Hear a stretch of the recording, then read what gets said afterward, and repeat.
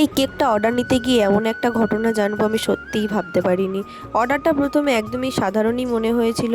Customer design পাঠালো, flavour বেছে নিল, ডেলিভারির সময় বলল, আমি অন্য সব অর্ডারের মতোই কাজ শুরু করে দিলাম। কিন্তু অর্ডার কনফার্ম হওয়ার পর থেকেই একটা অদ্ভুত বিষয় খেয়াল করলাম। কাস্টমার বারবার মেসেজ করছিল, দিদি কেকটা ঠিক সময়ে হবে তো, দিদি কেকটা কাউকে দেখাবেন না প্লিজ, দিদি আমি নিজেই এসে নিয়ে যাব। প্রথমে ভেবেছিলাম হয়তো এটা কোনো সারপ্রাইজ জন্মদিনের কেক, কিন্তু কেক ডেলিভারির আগের দিন সে এমন একটা কথা বলল যেটা শুনে আমি কয়েক সেকেন্ডের জন্য চুপ হয়ে গিয়েছিলাম। সে বলল, দিদি যদি কেউ জিজ্ঞেস করে বলবেন না কেকটা আমি অর্ডার করেছি। আমি অবাক হয়ে জিজ্ঞেস করলাম কেন। তার উত্তরটা খুবই ছোট ছিল।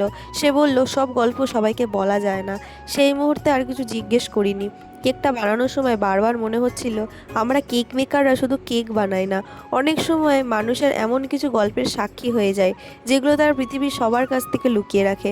শেষে কেকটা তার হাতে তুলে দিয়েছিলাম। সে হাসছিল, কিন্তু সেই হাসির পিছনে কী গল্প ছিল সেটা আজও আমি পুরোটা জানি না। হয়তো না জানাই ভালো, আর হয়তো কোনোদিন জানতেও পারবো না।